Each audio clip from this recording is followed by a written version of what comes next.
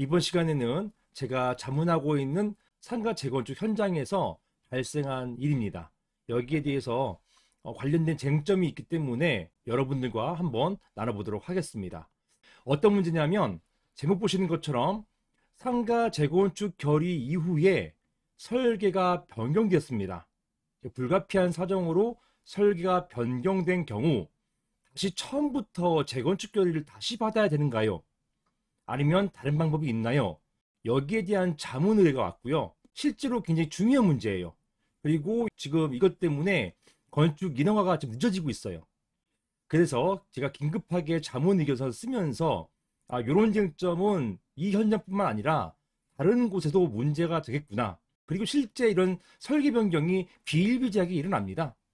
지금까지는 이제 관내관청, 즉 건축과에서 특별히 문제 삼지 않았는데 이 해당 건물 건축과에서는 이게 문제가 됐어요. 그러다 보니까 제가 부득이하게 여기에 대한 답변을 할 수밖에 없었습니다. 자, 어떤 내용인지 여기에 대해서 제가 한번 이걸 질문으로 만들어 봤어요. 한번 보시겠습니다. 자, 이렇게 자문을 해왔어요. 보시는 것처럼 안녕하세요 변호사님, 저는 경기도 어디에 있는 상가재건축위원회입니다. 다름이 아니고 저희가 이미 전체 구분 소유자 80% 이상 동의를 얻어서 이렇게 해서 재건축 결의를 마쳤는데 건축 심의 과정에서 일부 설계를 변경해야 할 상황이 생겼습니다. 물론 설계 변경이 재건축에 동의한 분들에게 불리한 것은 아니고 연면적이 늘어나서 오히려 유리한 변경에 해당합니다. 다만 연면적 부분이 적지 않게 늘어나기 때문에 경미한 설계 변경은 아닙니다. 이러한 경우 재건축 결의를 다시 받아야 하는 것 아닌가요? 이게 이제 관내관청에서 이런 질문을 한 거예요. 이거 다시 받아야 되는 거 아니에요? 이런 질문을 했고 여기에 대해서 아니면 재건축에 동의한 분들의 동의 절차만 있으면 되는 것인가요? 만약에 재건축 결의를 다시 받아야 한다면 이것은 쉽지 않을 것 같습니다.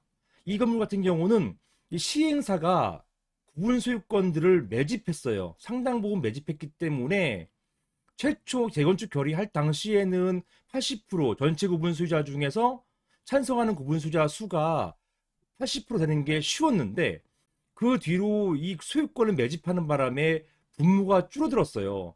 분모가 줄다 보니까 반대하시는 구분 소유자 비중이 늘어난 겁니다. 그래서 80%가 안 돼요, 이제는.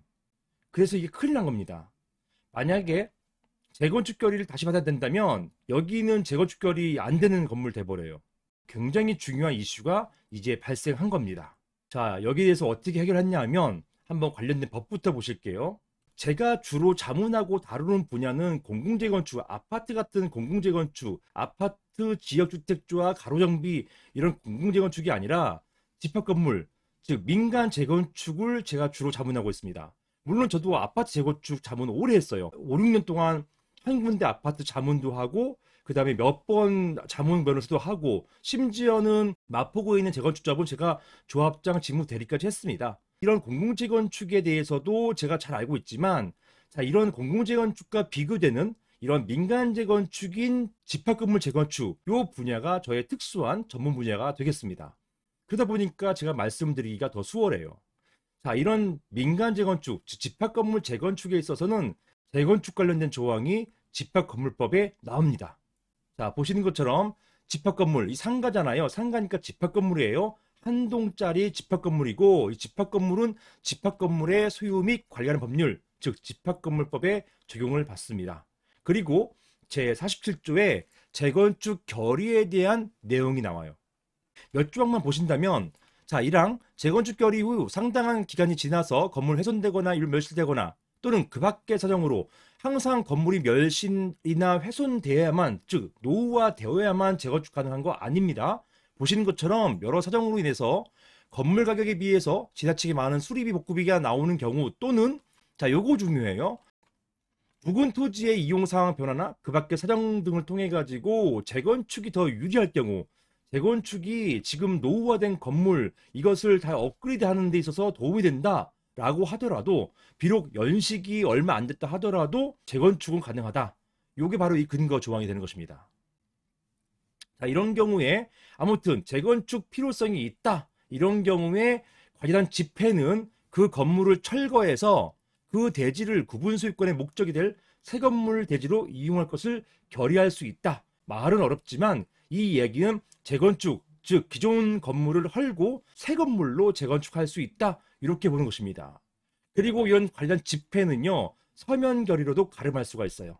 이 경우에는 서면 결의한 당사자가 주체가 되는 것입니다. 관리단 집회가 아니기 때문에 관리단 또는 관리인을 상대로 해가지고 소를 제기할 수가 없어요. 요거는 주체가 재건축위원회 또는 서면에 찬성한 구분 소유자들이 주체가 되는 것입니다. 자, 그리고 이런 결의, 1항의 결의, 재건축 결의는 구분 소유자의 5분의 4 이상, 그리고 미시예요.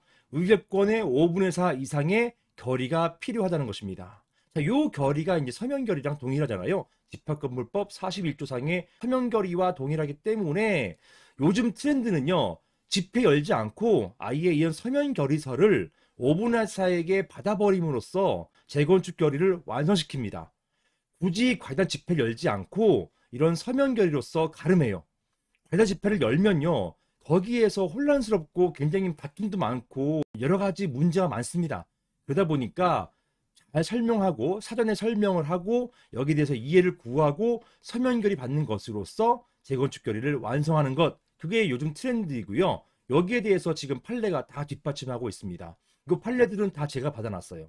제가 받은 판례를 바탕으로 해가지고 이런 재건축 결의를 위해서 집회 결의를 열지 않고 서면 결의로 가름한다, 대체한다, 이렇게 보시면 되겠습니다.